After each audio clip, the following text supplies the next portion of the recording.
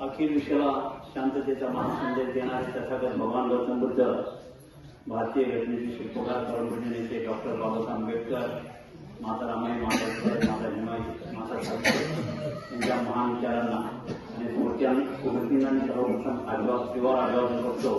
आणि आज या कार्यक्रमाचे सन्माननीय अध्यक्ष आणि सन्माननीय व्यासपीठ त्याचप्रमाणे उपस्थित असलेले माझे माता भगिनी आणि आज आपण काल तसे लक्ष्मीबाई कोंडाजी भोसले यांच्या पुण्यामोहनाच्या कार्यक्रमानिमित्त आपण सर्वजण दुःखित अंतकरणाने आपण या ठिकाणी जमलेलो आहोत. आणि ह्या कार्यक्रमाला मला माझा या मातेला श्रद्धांजली व्यक्त करण्यासाठी मला जो योग मिळाला तर मी मुंबईवरून आलेलो आहे.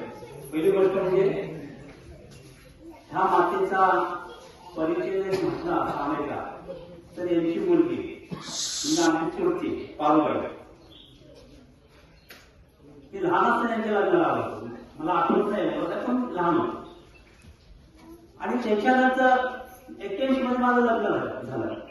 त्या लग्नामध्ये ऐकून घ्या मुंबईला आलेले होते. म्हणून ज्यावेळेस आपल्या व्यक्तींकडे आपल्या माणसांकडे घर नसायचं त्यावेळेस कुठेतरी आम्हाला नाल्याच्या बाजूला एक छोटंसं घर, एक जागा मिळाली. त्या जागेमध्ये भरणी टाकायचं काम त्या मातेने केलं. म्हणजे आमचं परपंच म्हटलं तर ह्या बाईने आम्हाला आमदार उभा केला. त्यांचं जे पुण्य आहे त्या पुण्यानुमोदनाच्या कार्यक्रमाने त्यांनी काय चांगलं कर्म केलेले आहे त्या अनुषंगाने मला त्यांचं मी ऋण व्यक्त करतो मी इथे आल्यामुळे असं मला वाटतं. आणि उपस्थित सर्वांनी एक आपले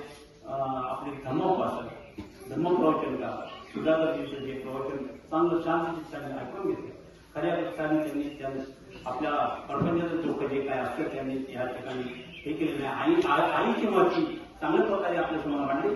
त्याबद्दल मी जास्त काय बोलत नाही. पण ह्या मात्र मी माझ्या कार्यकुटुंबांच्या वतीने केनवे गावाच्या वतीने आरपीआयच्या वतीने एक तर सहकारी गृहनिर्माण संस्थेच्या वतीने मी आणि बौद्ध समाज सामाजिक संस्थेच्या वतीने मी या ठिकाणी भावपूर्ण श्रद्धांजली व्यक्त करतो. इथे संपूर्ण जय भीम जय